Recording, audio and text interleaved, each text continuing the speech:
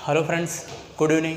Dream of Bharat के online classes में आप सभी का स्वागत है। फ्रेंड्स, हम लोग पुनः उपस्थित हैं और क्लास को कंटिन्यू करेंगे। इससे पहले हम लोग अध्ययन कर रहे हैं 19वीं शताब्दी का धार्मिक सामाजिक सुधार आंदोलन। और धार्मिक सामाजिक सुधार आंदोलन के संदर्भ में हमने पूरा हिंदू धर्म से रिलेटेड जितने भी संगठन थे उसके बारे में हमने अध्ययन किया। फिर मुस्लिम धर्म से संबंधित जितने संगठन थे हमने उसके बारे में अध्ययन किया। और आज हम लोग बात करेंगे पारसी धर्म में सामाजिक सुधार आंदोलन के बारे में। जिस तरीके से हिंदू 18वीं शताब्दी में या मध्यकाल में हिंदू धर्म में सामाजिक कुरीतियाँ ढेर सारी व्याप्त हो गई थी, उसी तरीके से मुस्लिम धर्म में भी ढेर सारी धार्मिक सामाजिक कुरीतियाँ व्याप्त हो चुकी थी। उसी तरीके से समय के साथ साथ यह पारसी धर्म भी उससे अछूता नहीं रहा और पारसी धर्म में भी ढेर सारी सामाजिक कुरीतियाँ व्याप्त हो चुकी थी। तो पारसी धर्म के बारे में हम लोग आज पारसी धर्म से संबंधित जो आंदोलन चलाया गया था उसके बारे में हम अध्ययन करेंगे। तो पारसी धर्म सुधार आंदोलन संबंधित एक आंदोलन चलाया गया था जिसका नाम था रहनुमाए माजदायन सभा। रहनुमाए माजदायन सभा 1851 ईस्वी में यह आंदोलन चलाया गया था। रहनुमाए माजदायन सभा 1851 ईस्वी में।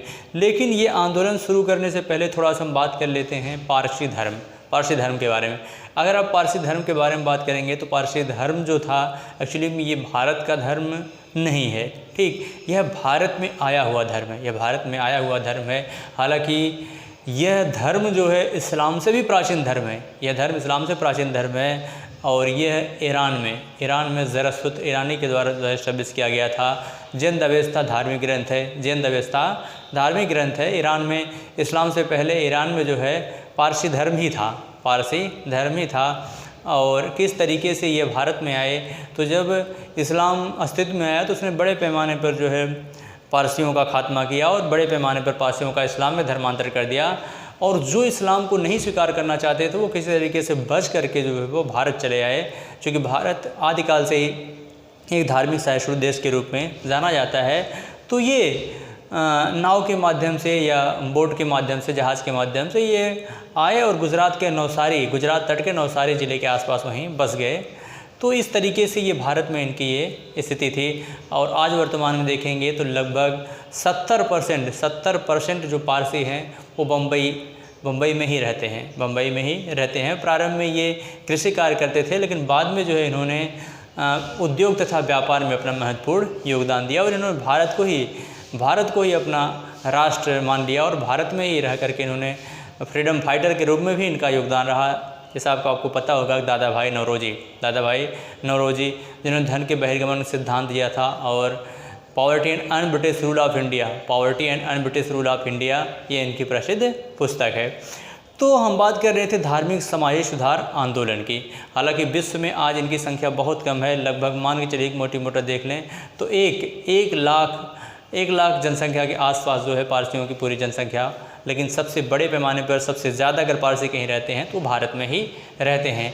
तो रहनुमाए माजदायन सभा पारसी धर्म में व्याप्त कुरीतियों को दूर करने के लिए रहनुमाए माजदायन सभा नामक एक आंदोलन चलाया गया। यह 1851 ईस्वी में चलाया गया था और इस आंदोलन को यह 1851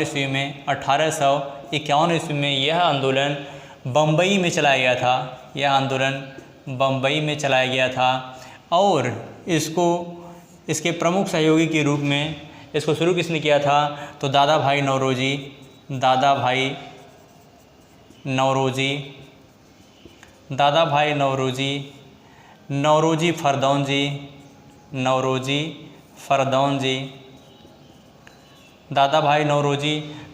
फरदौन जी, जेबी वाचा एवं एच.एस. बंगाली, जेबी वाचा एवं एच.एस.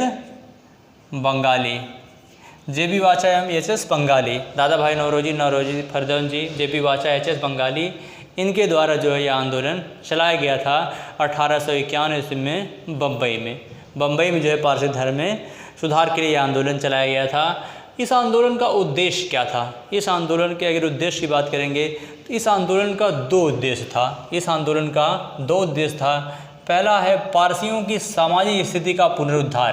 पहला उद्देश्य जो था यह पारसियों की सामाजिक स्थिति का पुनरुद्धार, पारसियों की सामाजिक स्थिति का पारसियों की सामाजिक स्थिति का पुनरुद्धार, पारसियों की सामाजिक स्थिति का पुनरुद्धार। जबकि दूसरा है पारसी धर्म की प्राचीन पवित्रता को पुनर्स्थापित करना। पारसी धर्म की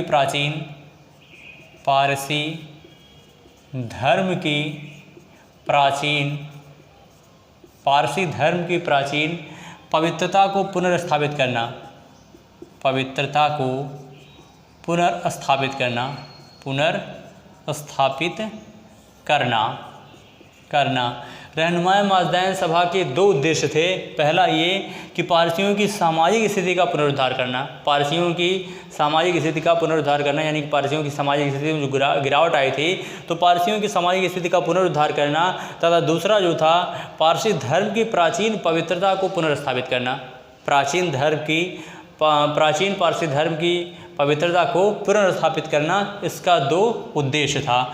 अपने उद्देश्यों सिद्धांतों का प्रचार प्रसार करने के लिए यह संस्था जो है अपने उद्देश्यों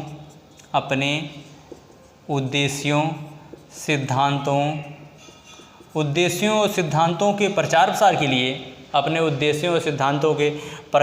के लिए इन्होंने गुजराती में एक साप्ताहिक पत्र निकाला, रास्त गुफ्तार नामक एक साप्ताहिक पत्र निकाला। रास्त गुफ्तार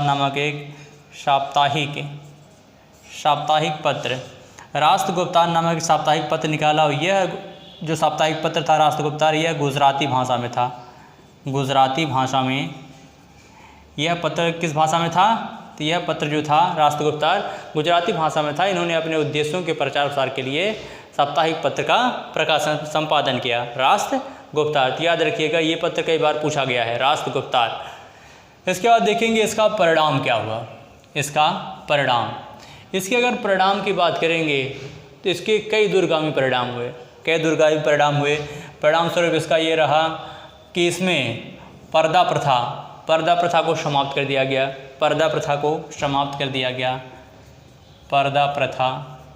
पर्दा प्रथा यानी कि पारसी धर्म में जो कर्मकांडिता थी, पारसी धर्म में कर्मकांडिता को समाप्त कर दिया गया।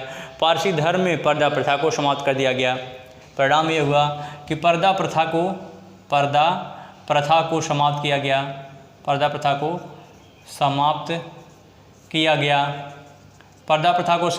गया। और साथ ही साथ महिलाओं के विवाह की आयु को बढ़ा दिया गया। महिलाओं के विवाह की आयु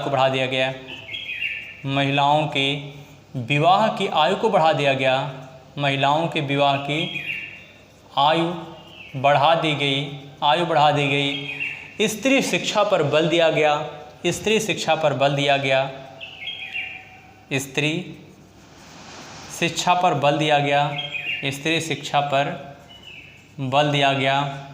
कर्मकांड को दूर किया गया, कर्मकांड को समाप्त किया गया। धर्म में व्याप्त कर्मकांड को समाप्त किया गया। के.आर. कामा कर्मकांडिता को समाप्त किया गया, पर्दा प्रथा को समाप्त किया गया। महिलाओं की विवाह की उम्र को बढ़ा दिया गया। स्त्री शिक्षा पर बल दिया गया। कर्मकांडिता को समाप्त कर दिया गया। के.आर. कामा एक प्रसिद्ध पारसी समाज सुधारक थे।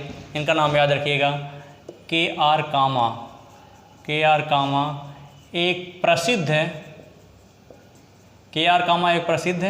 पारसी समाज सुधारक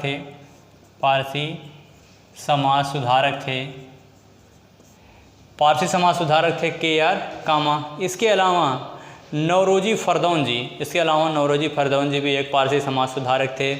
इसके अलावा बी.एम. मालाबारी याद रखिएगा, बी.एम. मालाबारी का बहुत ही महत्वपूर्ण योगदान रहा है समाज सुधार के क्षेत्र में। बी.एम. मालाबारी, बहराम जी मिरवान जी मालाबारी। बी.एम. मालाबारी के प्रयासों से ही 1891 ईस्वी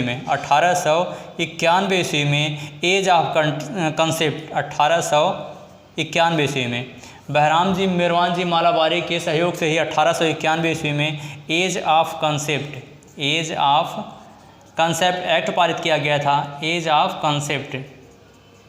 ये जो आप कंसेप्ट एक्ट पारित किया गया था, यह एक्ट किसके प्रयासों से लाया गया था? तो यह एक्ट जो है वह BM मालाबारी, बहराम जी मिरवान जी मालाबारी के प्रयासों से ही लाया गया था 1891 ईस्वी में। और इस एक्ट ने महिलाओं के विवाह की उम्र जो थी वह 12 वर्ष से कम, यानी कि 12 वर्ष से कम उम्र की अगर किसी महिला की शादी की जाएगी तो उसे अवैध घोषित कर दिया, उसे अवैध घोषित कर दिया। यानी कि महिलाओं के विवाह की उम्र निर्धारित जो कर दी गई वह अधिकतम न्यूनतम 12 वर्ष से कम कर दी गई। ठीक है, तो इस तरीके से BM मालाबारी के प्रयासों से 1891 ईस्वी में एज ऑफ कंसेप्ट एक्ट पारित किया गया। और दादा भाई नौरोजी को तो आप सभी लोग जानते हैं, दादा भाई नौरोजी के नाम से हर कोई वाकिफ़ है। दादा भाई नौरोजी का राष्ट्रीय आंदोलन में कितना महत्वपूर्ण योगदान रहा ये बताने की आवश्यकता नहीं है। ठीक है, तो इसी के साथ ये टॉपिक समाप्त हुआ। तो फिर मिलेंगे एक बेहतर क्लास के साथ, तब तक इजाज़त दीजिए। जय भारत, जय हिंद।